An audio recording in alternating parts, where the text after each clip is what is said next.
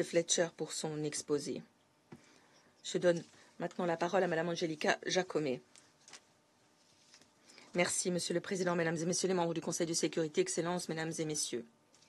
D'emblée, je tiens à remercier la présidence grecque du Conseil de sécurité des Nations Unies d'avoir convié la FAO à présenter cet exposé sur la situation au Moyen-Orient, y compris la question palestinienne et plus précisément sur la sécurité alimentaire à Gaza. Monsieur le Président, la situation à Gaza est des plus difficiles, alors que des millions de personnes sont confrontées à une insécurité alimentaire aiguë et que le risque de famine est imminent. Le dernier rapport du cadre intégré de classification de sécurité alimentaire, IPC, publié hier, confirme que toute la population de la bande de Gaza, quelque 1,2 million de personnes, est menacée par la famine après des mois de conflits, de déplacements de masse et de graves contraintes imposées à l'accès humanitaire. Un demi-million de personnes, une personne sur 5, est confrontée à ce que l'IPC considère comme la phase 5. Les articles essentiels à la survie sont épuisés ou vont l'être dans les semaines à venir. Comparé au précédent rapport d'octobre 2024, la situation s'est considérablement détériorée. Entre le 1er avril et le 10 mai 2025, 93% de la population, soit 1,95 million de personnes, ont été classées en phase 3 ou au-delà. Donc, 244 000 personnes, 12% de la population, se trouvent en phase 5 de catastrophe. 925 000 personnes, 45% de la population, sont confrontées à une situation de phase 4, de situation d'urgence. Si les niveaux de malnutrition aiguë demeurent élevés dans le nord de Gaza, dans la ville de Gaza et dans les provinces de Rafah, nous craignons que la situation ne se détériore encore.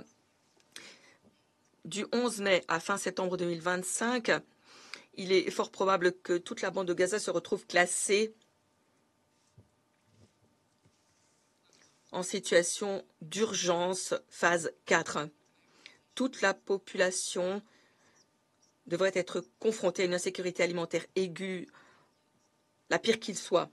Notamment 470 000 personnes, une personne sur 5 atteignant des niveaux d'insécurité alimentaire catastrophique, phase 5.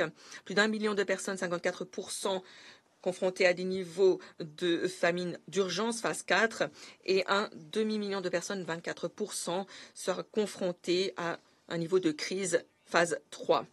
Si le blocus humanitaire et commercial devait être maintenu, le pire des scénarios surviendrait, à savoir manque d'accès intégral aux vivres, à l'eau, médicaments, aux articles alimentaires et autres essentiels à la survie. Les femmes et les enfants ne sont pas épargnés. Avant le 7 octobre 2023, Gaza affichait de faibles taux de malnutrition, des niveaux comparables à ceux des pays européens, grâce à la fourniture de denrées abordables et diverses, légumes, œufs, lait, volailles, poissons, fruits et autres. Près de 71 000 enfants de moins de 5 ans risquent d'être victimes de malnutrition aiguë sur les 11 mois à venir, mai 2025, avril 2026.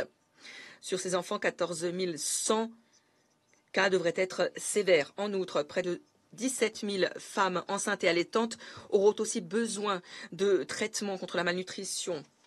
Les systèmes agroalimentaires se sont effondrés dans la bande de Gaza, alors que le prix des denrées alimentaires a explosé. La production locale, principale source d'alimentation, est réduite à néant. Près de 75% des terres arables, qui représentaient un tiers des consommations quotidiennes, ont été endommagées ou détruites depuis l'escalade des hostilités. La production animale a été dévastée. 95% du bétail, la moitié des cheptels étant détruits. Le prix de la farine a augmenté de 3 000% depuis février 2025. Nous sommes face à la disparition des conditions essentielles à la survie. La population à Gaza, non seulement manque de vivres, mais n'a plus non plus accès à la santé, aux moyens de subsistance, aux structures sociales. Les communautés tout entières sont désespérées, confrontées à la dévastation, à la mort. Le droit à l'alimentation est un droit fondamental. Une crise est évitable. Des vivres, des kits de production, des médicaments, des articles d'hygiène sont prêts à être distribués.